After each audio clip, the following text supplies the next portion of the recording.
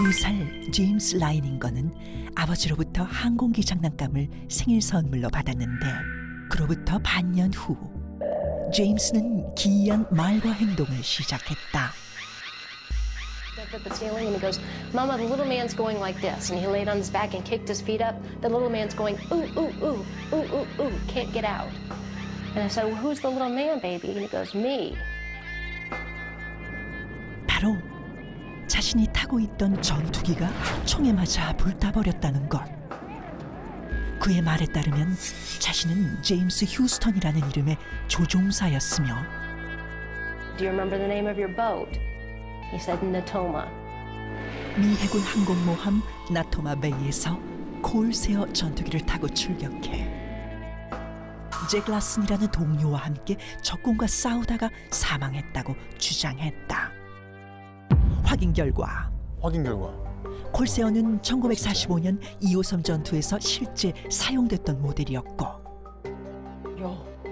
실제 전쟁 전사자면부에서 그가 말했던 이름 제임스 휴스턴이 확인되었는데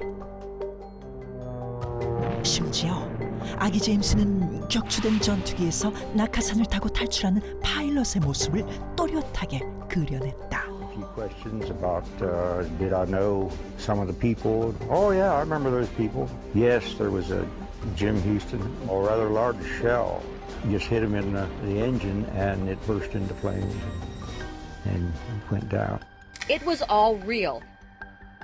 그래, 저렇게 자세하게 얘기하는 거면 있는 것 같아. 전투 당시 함께 근무했던 동료의 증언까지 완벽하게 일치해 제임스 라이닝거의 전생 기억은 모두를 놀라게 했다. 한편 전생의 기억으로 미제 살인 사건을 해결한 아이도 있었는데 시리아의 한 시골 마을. 4살이 된 아들 하산에게 부모는 여느 때처럼 여러 장의 사진을 보여주며 그에게 단어를 가르치고 있었다.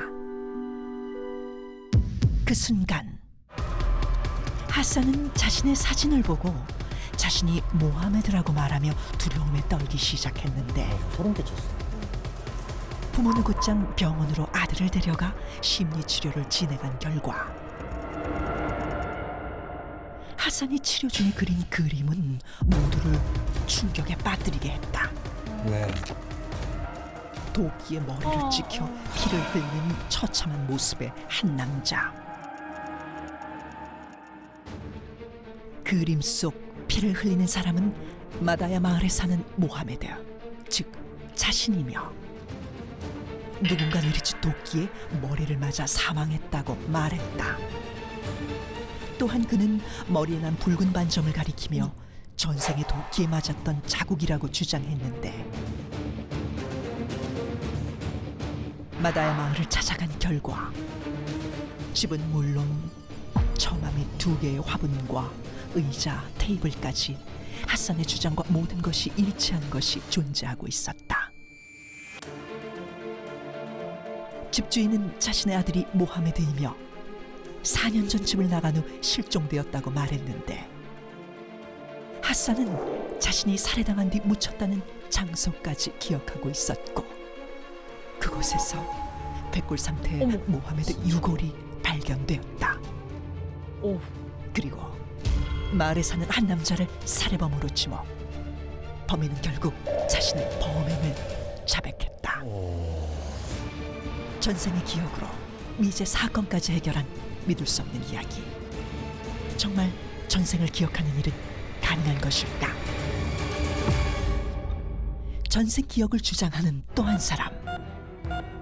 한 번도 아니고 10번의 전생을 모두 기억하는 사람이 있다는데 10번의 전생?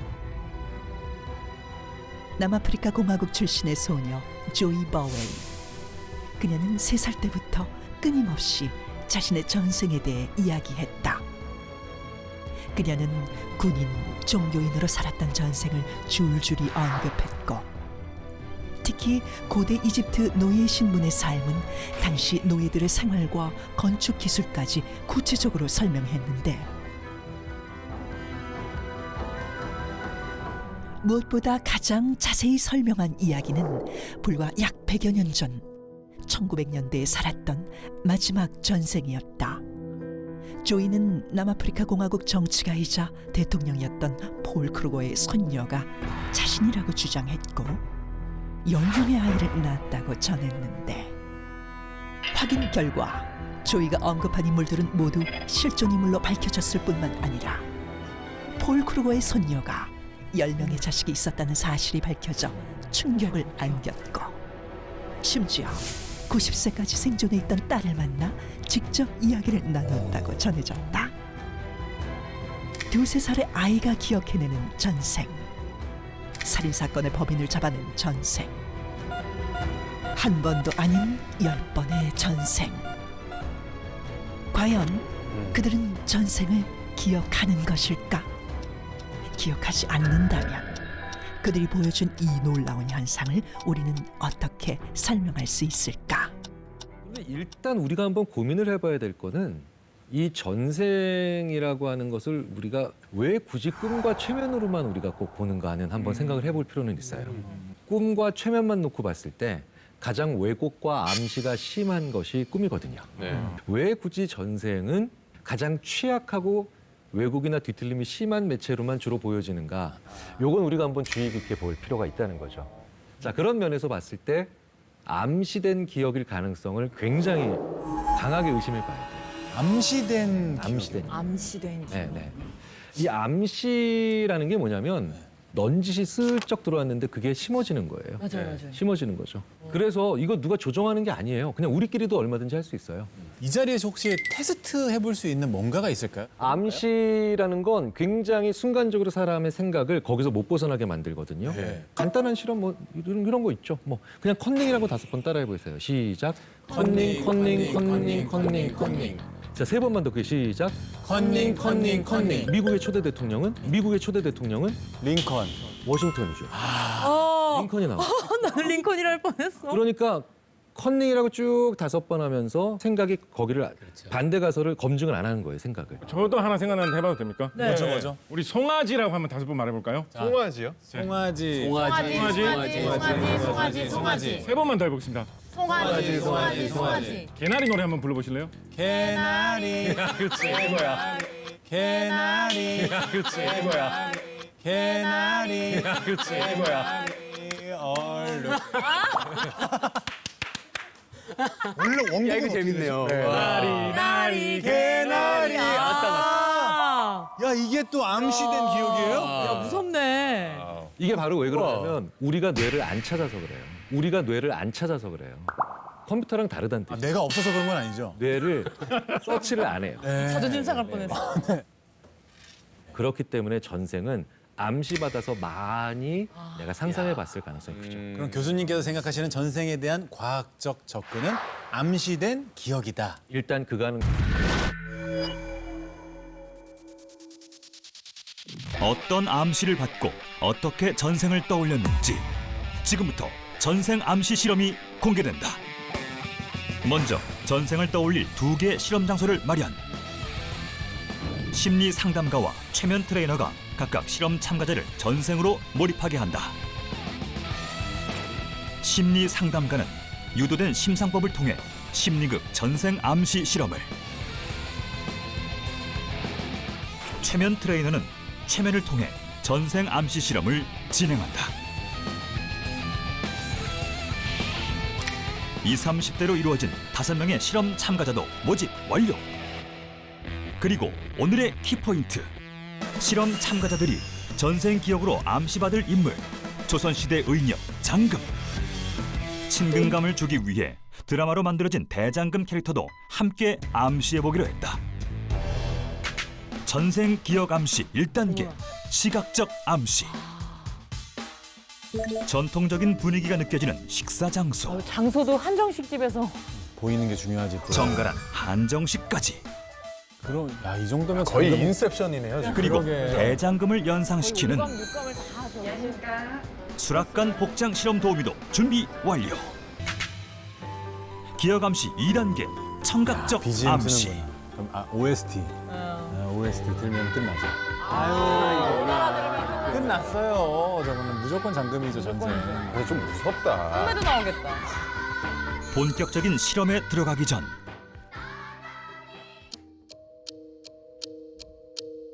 다음 암시를 받기 위해 각각 실험 장소로 들어가는 참가자들. 네, 안녕하세요. 네, 여기 앉으시면 됩니다. 네. 네, 안쪽에 앉아주시겠어요? 네. 실험 장소에 미리 준비되어 있는 세 번째 암시는 무엇일까? 바로 후각적 암시. 조선시대 의녀 장금을 쉽게 떠올리게 하기 위하여 약재를 두고 자연스럽게 향을 느끼게 했다. 후각적 암시까지 완료! 마지막 4단계 암시는 무엇인가를 한번 떠올려보는 시간이에요. 현재의 경험부터 내가 아주 오래된 우리가 전생이라고 얘기하는 그런 기억까지 한번 떠올려보는 시간을 가져볼게요. 자, 지금 이 여러 가지 문들 중에서 조선이라는 나라와 연관되어 있는 전생의 문들만 남고 나머지는 모두 사라질 거예요. 바로 심리 상담가와 최면 트레이너의 상황 유도. 두 실험자는 실험 참가자들이 전생 기억을 잘 떠올릴 수 있도록 유도했다. 과연 그 결과는? 나는 지금 뭘 하고 있죠? 수락관 구경이에요. 그렇군요. 사람들은 나를 누구라 부른가요? 저는 대장금이요. 나는 대장님, 장금이요. 장금이군요. 네. 그런 역할로서 혹시 하루의 일과가 생각이 날까요? 일어나서 임금님 수락상에 올라갈 재료들을 먼저 확인을 해요.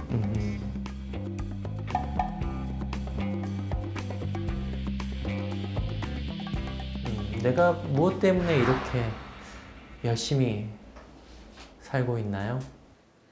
엄마요. 엄마, 네. 엄마에게 지금까지 못다 했던 말 엄마 앞에 보고 있거든요. 들려주세요.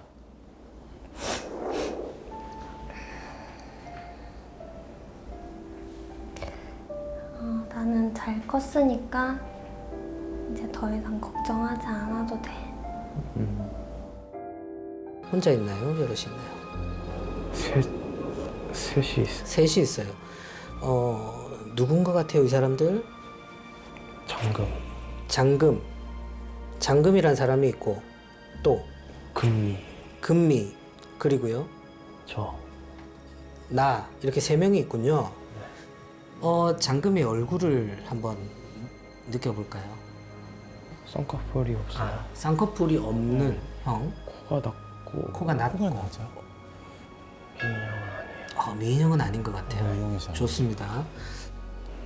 제가 좀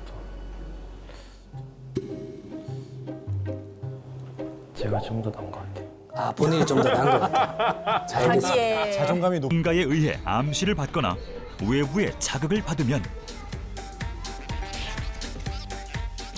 없었던 일도 자신의 실제 기억으로 쉽게 혼동할 수 있다는 것. 전생을 기억하는 사람들의 비밀은 혹시 자신도 모르게 생활 속 암시를 받았던 것은 아닐까? 터미네이터 2라는 영화가 있어요. 있죠. 터미네이터 2의 거의 마지막 장면에서 아놀드 슈왈제네거가 연기하는 터미네이터가 그 용광로처럼 돼 있는 끓는 거기로 이렇게 하면서 내려가면서 끝나잖아요, 그죠? 그때 아놀드 슈왈제네거 하는 명대사 뭐죠? I'll be back. I'll be back. 네. 그죠? 그렇게 우리가 알고 있어요, 그죠? 그렇죠. 보세요. 마지막.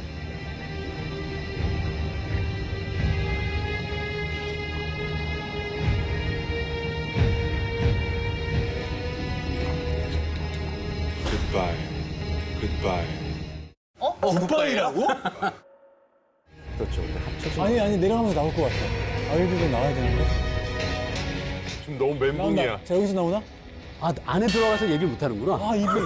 입이 뜨겁지. 아웃비백 어디서 나온 거예요? 아예 없어요? 아웃비백 누가 얘기한 거야? 자, 기가 막히지 않습니까, 여러분? 기가 막히지 않습니까? 무서워요. 기가 막히지 않습니까? 제가 생각하는 전생의 기억을 뭐 일부나마 설명할 수 있는 가설은 데자비와 꿈입니다. 데자비.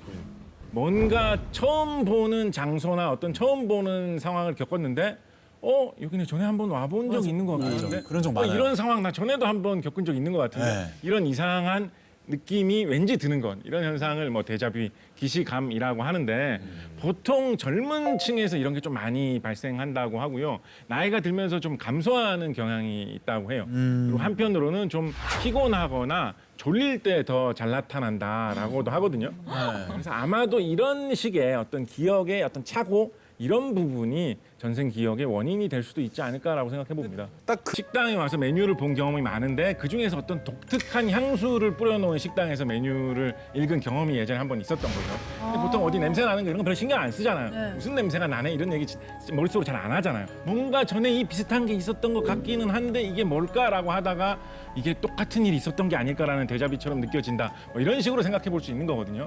이 꿈이라는 것, 말 그대로 꿈꾼 내용을 그냥 전생이라고 얘기하는 건가요, 그러면? 그렇죠. 꿈이라는 것도 생각을 해보면 뭐 사람이 꿈속에서 무엇인가를 본다라고 생각을 한다면 시각적인 심상이 계속 이어지는 거거든요. 그것을 특히 뭐 어린 시절의 마음에 뭐 착각한다라고 한다면 기억처럼 실제 일을 겪었던 기억처럼 생각할 수도 있겠죠. 더군다나 꿈이라는 것이 어렴풋하고 막연한 기억이지 않습니까? 그러다 보니까 이 전생이라서 막연한 기억인가? 뭐 이렇게 생각할 수 있는 그런 혼동이 올 수도 있다라는 거예요. 18개. 저건 좀 부럽다. 근데. 나도. 외국어 많이 하면. 진짜.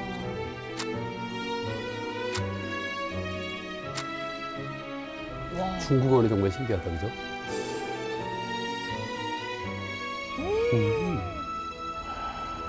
저게 가능하단 말이야?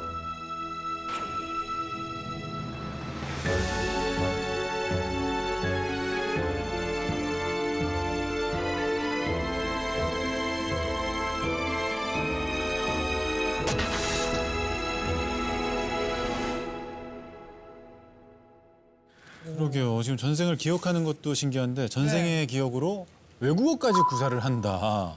이거 정말 미스터리한데 여기에 대해서는 어떻게 생각하시는지요? 사실 굉장히 신기하긴 해요. 네. 굉장히 신기하긴 해요.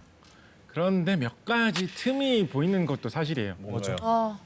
우리 저기 훈민정음 제일 앞에 시작할 때 어떻게 시작하는지 기억나세요? 혹시 학교 다닐 때 배운 부분? 나란 말씀이. 나란 말씀이 어쩌고저쩌고 그렇잖아요. 그죠? 훈민정음 아까 세종대왕 창제한 게 지금으로부터 한 600년 전, 500년 전 그때쯤이에요. 말이 지금 한국말하고 달라요. 그렇죠? 그죠? 나란 말씀이 뭐 이런 식으로 말한단 말이에요. 아까 중국 진나라 때라고 이야기를 했어요. 네. 진나라 때는 지금부터 한 2200년 전의 시기예요. 그때 당시에 중국어는 발음이 지금하고 굉장히 달라요. 그렇죠. 상고음이 있고 중고음이 있고 이래가지고 지금 중국하고 발음이 현격하게 다릅니다. 그때 살았던 전생을 가지고 지금 중국어를 유창하게 한다라고 하는 것은 사실은 잘 들어맞지는 않는 얘기예요. 굉장히 설득력 있는데요? 그러면- 그죠? 그러면 어쩌면 그렇지만 만약에 저분 말씀이 맞고 말을 정말 잘 한다라고 한다면 그거 자체는 되게 신기하잖아요. 어쨌거나. 어쨌거나. 근데 저는 오히려 심리학적으로 그렇게 놀라운 사실은 아니에요. 왜요? 왜냐하면 슈퍼 메모리스트라고 우리가 부르는 메모리의 슈퍼 메모리스트라고 부르는 사람들은 15,000개에서 4만 개의 숫자를 연속으로 들려줘도 기억하는 사람들이 있어요. 한 번에 들려줘도. 그런데 그런 능력이 언어로 가기 시작하면 우리가 상상할 수 없는 보편적, 유니버설 어빌리티라고 하죠. 보편적 능력으로 가면서 언어 자체를 습득할 수 있는 능력으로 특화된 사람들이 얼마든지 나올 수가 있고요. 그러니까 우리가 이런 뛰어난 능력에 대해서 천재라는 이름을 붙이기 어려울 때 자꾸 전생으로 가버리는 것 같은 그런 느낌이 있죠. 자, 첫 번째 미스터리. 전생을 기억하는 사람들. 과연 우연히 암시된 기억이었을까요? 아니면 데자비 또는 꿈? 아니면 관심 욕구였을까요? 아니면 그들은 정말 그들의 전생을 기억하고 있는 것일까요? 판단은 시청자 여러분의 몫입니다. 다빈치 노트, 전생을 기억하는 사람들. 당신의 생각은 어떻습니까?